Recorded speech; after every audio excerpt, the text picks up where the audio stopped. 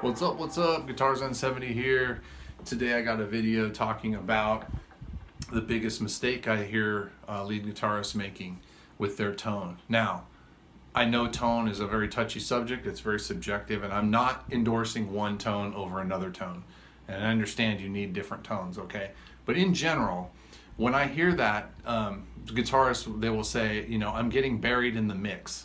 I can't be heard on stage. I need a boost to get above the rest of the rest of the band, that sort of thing. Many times when it comes down to, and I start asking questions about that, it's that they are mid-range. I'm like, what do you set your mid-range at? Oh, it's pretty scooped. It's like 2 or 3 or 0. Because there's a big difference between this and this. Do you hear what happened immediately? The volume dropped. This is totally scooped. Now I'm going to turn it up to 9. Now, that tone's not for everyone, okay? I get it. The scooped one might not be either, but that really nasally 80s type of... it's good for...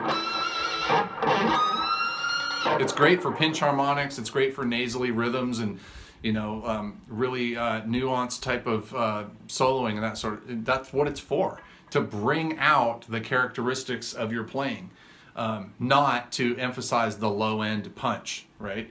So the only problem with the low end punch is that if you go to solo with that scooped mid sound, you're going to lose a lot of your tone and you're going to lose a lot of your volume. So you know what? When I played on stage for 10 years or so, I was no one ever accused me of not being heard on stage. Oh, I was being heard. Because when you play with the mids turned up, you're going to be on a different frequency, and that's really what it comes down to, is you're on a different frequency as the rest of the band. If you're playing with that scooped sound that I demonstrated before, you're going to be probably riding the same frequency as the bass, or somewhere close, and you're going to get kind of buried in that mix, or another guitar player, whatever you guys are kind of sharing that. But what you need to do is get yourself either an EQ, a simple one like a Boss EQ, or even just use your amp and turn up the mids. If you have an option to turn up the upper mids, do that, because that's where all the goodness comes from. And you, like I said, you get that nuanced, of the picking sound and stuff is a lot more it's brought out, instead of the punchiness that you get from the scooped sound. You get a punchiness when you're in your pick attack. It's kind of a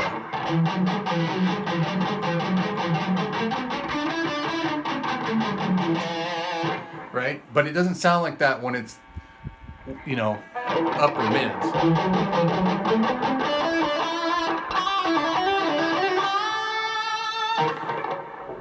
A couple of things: your sustain's going to be better, your pick harmonics are going to be better, and you're going to get those natural goodness that comes from your hands when you make happy mistakes too.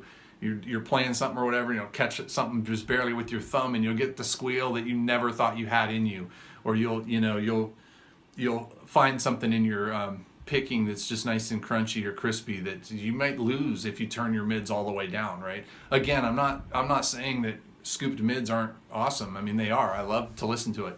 But again, as far as like being buried in the mix, not hearing yourself, and just an overall kind of lack of tone, or you're just not killing it on the tone side, the biggest mistake I hear again is people, they turn their mids way too far down.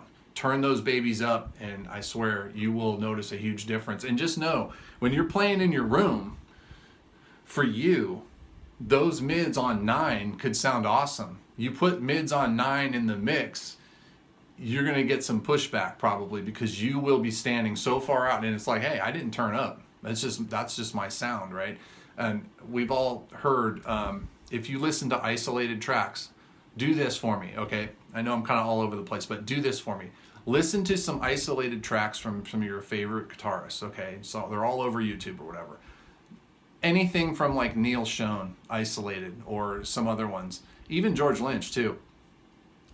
Their tone might kind of be garbage in a certain song as far as like the solo goes. If you listen to it on its own, I think it's Any Way You Want It from Neil Schon. Any Way You Want It, isolated. Listen to it. It's garbage tone. When you listen to it, I can barely hear what's going on, when it's just him. But in the mix, it sounds absolutely amazing. I'm like, that's the best tone I've ever heard.